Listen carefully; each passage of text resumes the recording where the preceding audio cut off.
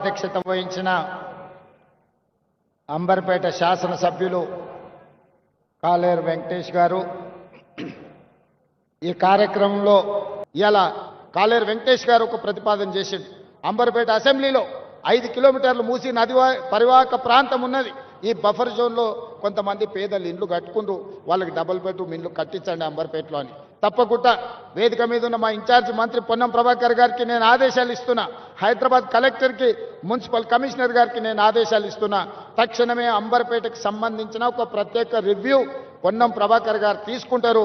మీరు క్షేత్రస్థాయిలో మొత్తం పర్యటన చేసి, నేను మున్సిపల్ అధికారులకు కూడా అందరికి ఆదేశాలు ఇస్తున్నా, మీరు మొత్తం తిరగండి, ఎన్యూమరేట్ చేయండి, ఎవరెవరు ఉన్నారు పేదలు లిస్టు తీయండి, వాళ్ళ పరిస్థితి ఏంది అంచనా వేయండి.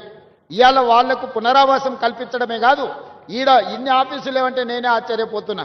రిజిస్ట్రేషన్ ఆఫీసు లేదు, లేకపోతే ట్రాన్స్పోర్ట్ ఆఫీసు లేదు, ఏ ఆఫీసు లేదు అన్నాడు వెంకటేష్. ఒకదానికి అటుపోవాలి, ఒకదానికి ఇటుపోవాలి. 100% ఈ కాన్స్టిట్యున్సీకి సంబంధించిన అన్ని వసూలుతో కూడుకున్న ఒక క్యాంపస్నే ఒక మినీ సెక్రటేరియట్ లాగా అంబర్పేటలో మీకు కట్టించే బాధ్యత నాది. ఏమేమి ఆఫీసులు కావాలనో లిస్ట్ అవుట్ చేయండి. ఈ ప్రాంత ప్రజలకు అవసరమైన ఏమేమి కావాలనో అన్ని ఆలోచన చేయండి. వాటికి సంబంధించిన ప్రణాళికలు సిద్ధం చేస్తే డిసెంబర్ 9 తారీఖు లోపలనే మీకు అన్ని అనుమతులు ఇచ్చి నిధులు కేటాయించే బాధ్యత నాది. 2 నెలల్లో క్షేత్రస్థాయి పర్యటన చేసి అన్ని అంచనాలు తయారు చేయండి. ఆ అంచనాలకు అనుకూలంగా నిధులు డిసెంబర్ 9 తారీఖు లోపల మంజూరు చేసే బాధ్యత నేను తీసుకుంటా.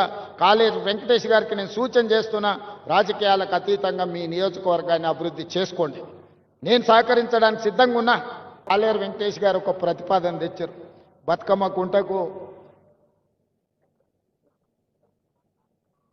పెద్దలు వి హనుమంతరావు గారి పేరు పెట్టాలని నాకు ఎలాంటి అభ్యంతరం లేదు. కాలేరు వెంకటేష్ గారి సూచన మేరకి బతుకమ్మ కుంటకు వి హనుమంతరావు గారి పేరును పెట్టడానికి అవసరమైన ప్రణాళికలు సిద్ధం చేయమని పొన్నం ప్రభాకర్ గారు చెప్తున్నా.